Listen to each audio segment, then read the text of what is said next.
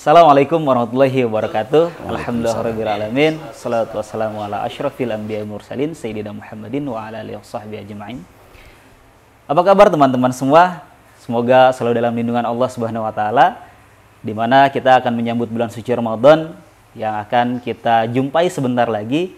Semoga Allah selalu berikan kita kesehatan agar bisa menjalankan ibadah Ramadan dengan sebaik-baiknya.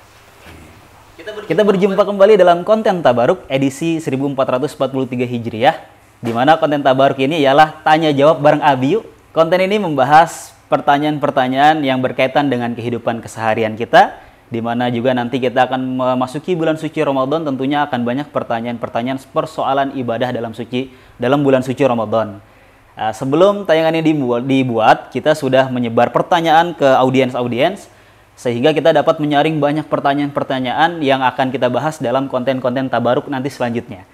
Dalam episode pertama ini ada pertanyaan menarik yang akan kita bahas seputaran nanti menyambut bulan suci Ramadan. Untuk itu mari kita sapa dulu guru kita, pimpinan umum Pondok Pesantren Al-Quraniyah, Abi Dr. Kiai Haji Muhammad Sobron Zayan. Apa kabar Abi? Alhamdulillah baik. Baik. Bagaimana kabarnya Rosid? Alhamdulillah Abi sehat. Abdul Rasid ini luar biasa energik ya. Abi bangga, luar biasa. Sekarang sudah jadi host ya di program Tabaruk ini. Masih magang Abi. Oh masih magang. Baik. Bagaimana Abi keseharian dalam berdakwah tentunya pada Alhamdulillah semua dakwah yang kita lakukan semuanya berjalan lancar, semua berkat ridho dan berkah serta rahmat dari Allah Subhanahu wa taala. Ya, ini memang Abi ini sosok panutan bagi kita semua, di mana dalam kesibukannya selalu menyelipkan untuk bisa bersama-sama kita memberikan wejangan nasihat-nasihat untuk kita semua. Baik, begini Abi, episode pertama ini kita sudah menyaring dari tim Alkimedia, ada beberapa pertanyaan. Akhirnya diambil satu pertanyaan dari sahabat kita, Ade Rahmat di Bekasi, yang menanyakan kenapa ada penggunaan penyambutan Ramadan dengan kalimat marhaban ya Ramadan, dan kenapa tidak ahlan wa sahlan gitu Bi. Baik, terima kasih anakku Ustadz Abdul Rashid yang telah bersedia menjadi host pada kesempatan program Tabaruk pada kali ini. Saya akan berusaha menjawab pertanyaan saudara siapa tadi? Dari Ade Rahmat tadi. Ade Rahmat. Dari Bekasi. Dari Bekasi. Bismillahirrahmanirrahim. Assalamualaikum warahmatullahi wabarakatuh. Waalaikumsalam warahmatullahi wabarakatuh. Alhamdulillah wassalatu wassalamu ala Rasulillah Sayyidina Muhammad ibn Abdullah la hawla wa la quwata illa billah amma ba'du. Pemirsa dimanapun berada dan anak-anakku di studio yang menyaksikan pada program Tabaruk yang pertama ini, semoga kita semua selalu dalam rahmat dan kasih sayang Allah Subhanahu wa taala. Amin. Pertanyaan dari saudara Ade Rahmat di Bekasi ini sangat menarik. Perbedaan kalimat antara ahlan wa sahlan dan penggunaan kalimat marhaban. Di dalam masyarakat Indonesia, Abdul Rashid, memang bahasa ini berkembang sedemikian pesat. Sehingga apalagi masyarakat Indonesia yang mayoritas beragama Islam, itu penggunaan kalimat bahasa Arab bukan hanya didapati di dalam bangku kuliah atau bangku sekolah dengan program bahasa Arabnya, tapi juga sudah menjadi konsumsi masyarakat sehari-hari dengan menggunakan bahasa Arab sehari-hari dengan berbagai macam, terutama di pesantren-pesantren ya, atau di tempat suatu lembaga-lembaga bahasa Arab itu memang sudah diwajibkan untuk berbahasa Arab, sehingga penggunaan kata-kata itu sering kita dengar. Seperti salah satunya ya, Abdul Rashid, penggunaan kalimat ahlan wa sahlan dan kalimat marhaban. Kalau kita lihat kata marhaban, Rashid, ini dalam Kamus Besar Bahasa Indonesia itu adalah kalimat atau kata seru yang mengartikan artinya selamat datang. Selamat datang. Sedangkan sama juga kalimat ahlan wa sahlan di dalam Kamus Besar Bahasa Indonesia itu juga yang pernah saya baca artinya adalah selamat datang juga. Kan dua-duanya sama nih Abdul Rashid. Betul. Di sini ahlan wa sahlan artinya selamat datang. Selamat datang, betul. Marhaban Juga artinya selamat datang. Iya. Sehingga penggunaan dua kata ini sama. Tapi para ulama membedakan antara penggunaan dua kata ini. Kalimat ahlan wa sahlan dan kalimat marhaban. Nah, para ulama dia berpendapat untuk menyambut bulan yang suci, bulan yang penuh berkah ini sangat nyambung, sangat berkolerasi dengan menggunakan kalimat marhaban, bukan menggunakan kalimat ahlan wa sahlan. Mari kita coba kembali kita bedah tentang asal kata daripada kalimat dua tersebut. Pertama, kalimat ahlan wa sahlan. Itu kalau kita lihat ada tiga kata di situ. Pertama, ada kalimat ahlan. Satu kalimat ahlan. Yang kedua, wa. Yang ketiga, sahlan. Jadi ahlan wa sahlan. Kalau dalam kamus bahasa Arab, itu diartikan kalimat ahlan, itu arti asalnya adalah ahlun. Ahlun itu artinya keluarga. Ya. Sedangkan waw artinya dan. Sedangkan sahlan itu asal kata dari sahlun yang artinya adalah mudah. Atau bisa juga diartikan adalah jalan yang mudah tanpa perlu mendaki. Jadi jalan itu datar, mudah dilalui, tidak perlu mendaki. Jadi Abdul Rashid, kalimat ahlan wa sahlan adalah ungkapan selamat datang yang terdapat di celahnya itu ada kalimat Anda berada di tengah keluarga. Dengan mudah diterima. Sehingga ada ungkapan selamat datang wahai tamu yang kami sudah menganggapnya seperti keluarga sendiri. Sehingga kami akan melakukan apa saja. Sebagai penghormatan. Sebagai penghormatan kepada tamu itu.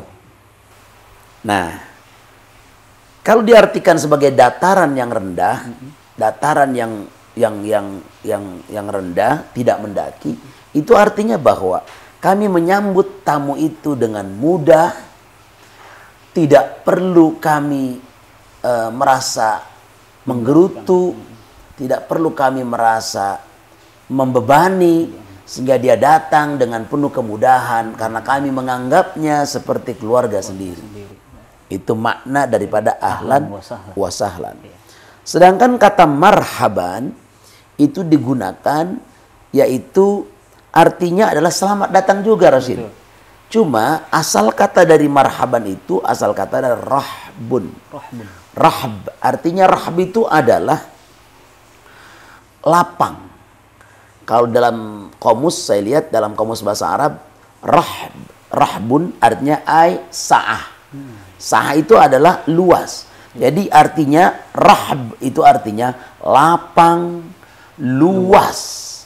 Maksudnya bagaimana? Maksudnya adalah bahwa ketika kita menyambut tamu itu dengan hati yang lapang, dengan hati yang luas, dengan hati yang penuh dengan kegembiraan.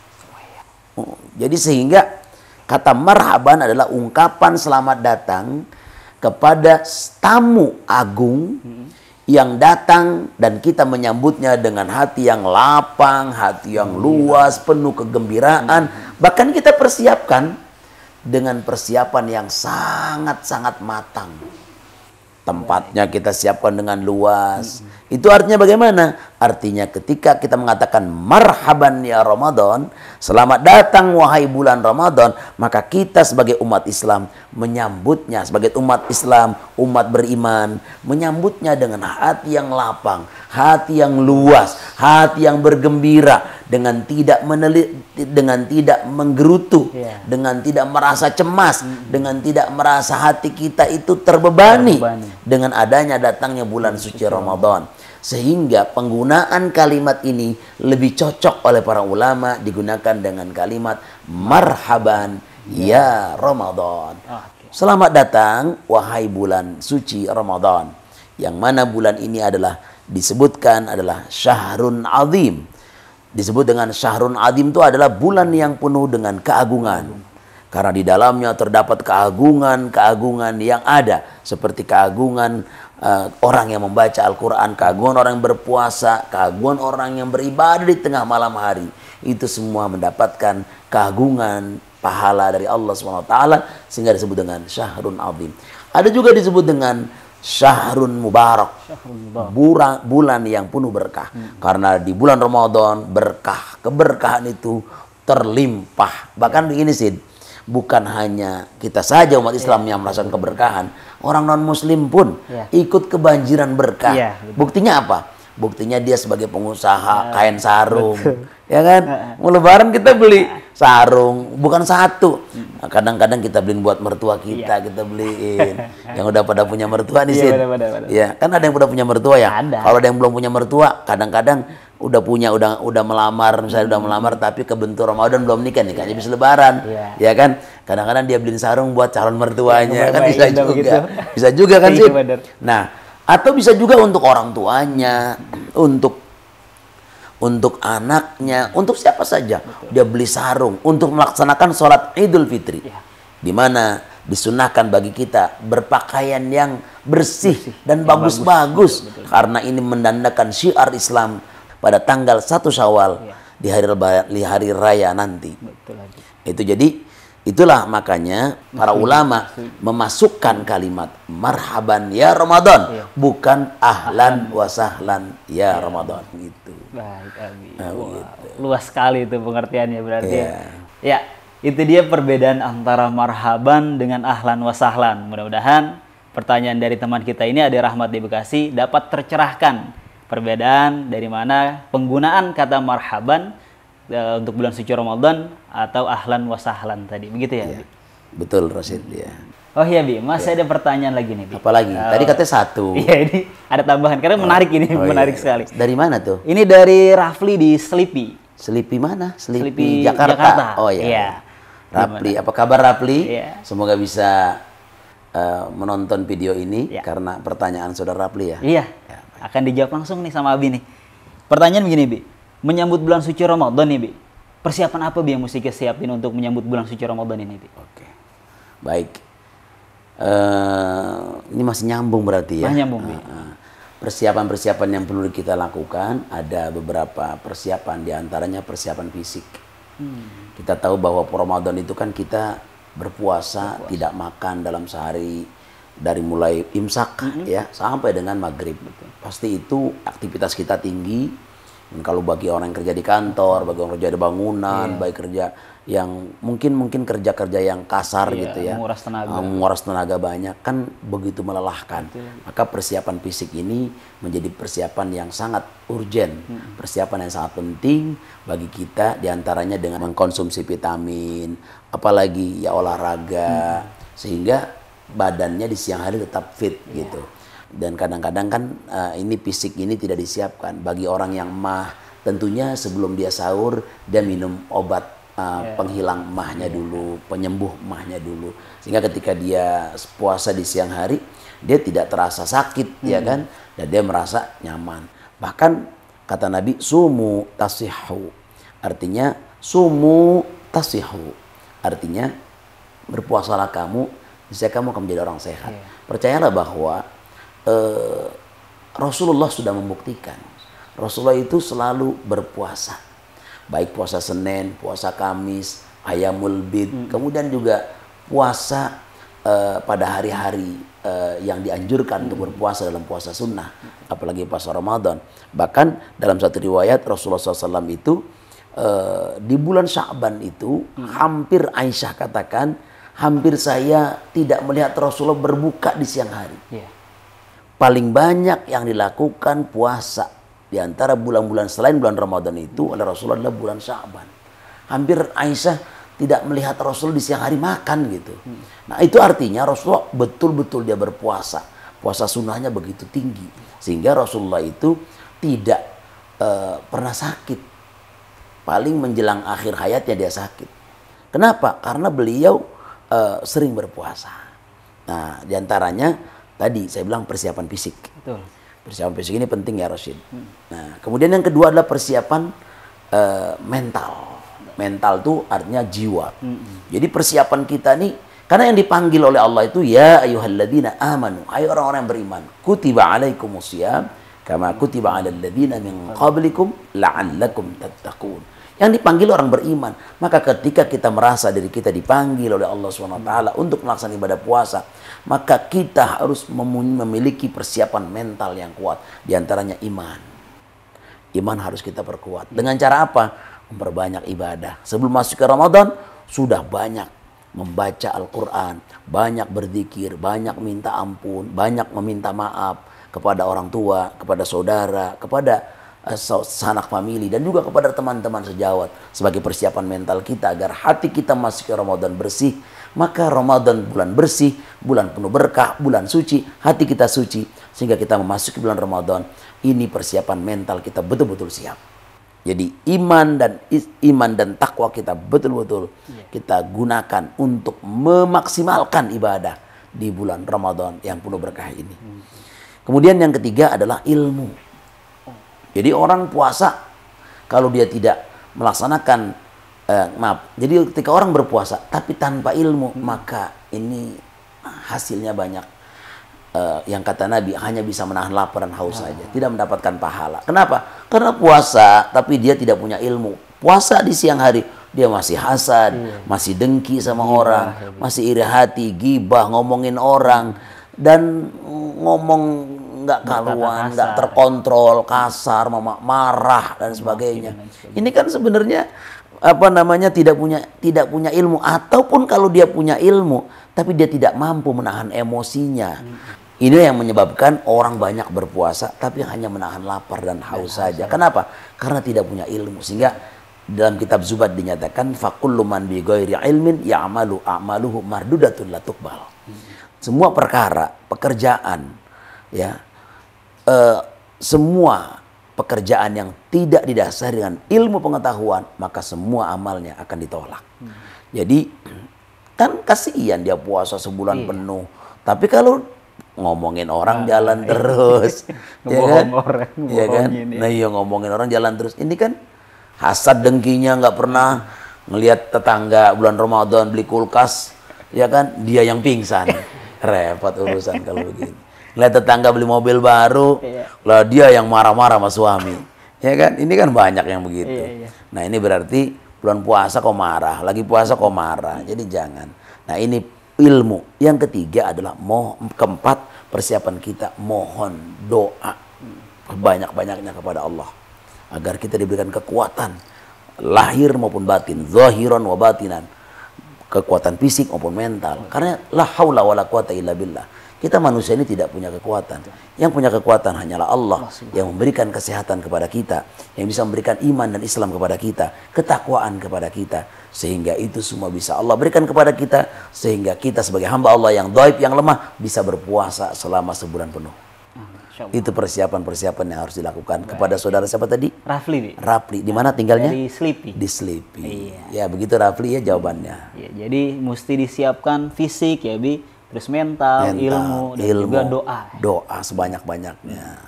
Jadi itu Rafli, semoga Rafli juga semangat bulan puasanya meningkat. Jadi ibadahnya semangat. Dan perlu nih Rosid, bulan Ramadan ini banyak orang yang, maaf Rosid, banyak orang yang tarawehnya males. Oh iya gitu. Tarawehnya malam pertama, malam kedua, malam ketiga, malam keempat udah. Jadi selama sebulan cuma 3 hari. Kalau di sini di studio ini tarawehnya full nggak? Oh alhamdulillah kalau full. Kalau full ya, alhamdulillah. Mudah-mudahan full semua ya anak-anakku ya. Amin. Ya mudah-mudahan sehat semua ya. Amin. Begitu juga pemirsa di rumah, mudah-mudahan dikasih sehat dan tarawehnya kita berpikir begini Rosid. Belum tentu Ramadan tahun yang akan datang kita bisa ketemu lagi. Bisa jadi tarawehnya itu taraweh yang terakhir. Maka harus dimaksimalkan tarawehnya. Baca Quran selama Ramadan diperbanyak. Coba kalau lihat dari sejarah Imam Syafi'i, Imam Maliki, Imam Hanafi, dan juga Imam Hambali. Itu mereka memasuki bulan Ramadan. Mereka itu dari bulan Rajab, Sya'ban itu udah enggak lagi meninggalkan aktivitas dunia.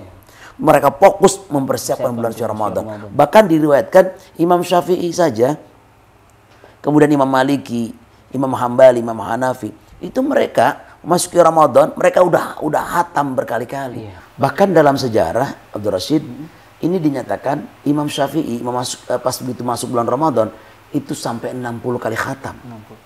Imam Maliki juga 60 kali khatam. Begitu juga Imam Hanafi, Imam Hambali, mereka para imam mujtahid madhab betul-betul memaksimalkan membaca Al-Quran. Karena syahrul Ramadan, syahrul Quran. Bulan Ramadan adalah bulannya Al-Quran. Satu huruf Allah balas berlipat-lipat ganda. Apalagi sampai khatam Al-Quran. Jadi rugi banget ya Bi kalau rugi. Mudah-mudahan teman-teman semua yang menyaksikan juga bisa mencontoh nih. Biar semangat membaca Al-Quran dan tarawihnya ditingkatkan daripada tahun yang lalu. Jangan cuman hari pertama, ntar sama hari terakhir doang tuh biasanya begitu. Ya. Ini kita bicara belum lagi tentang keagungan bulan suci Ramadan.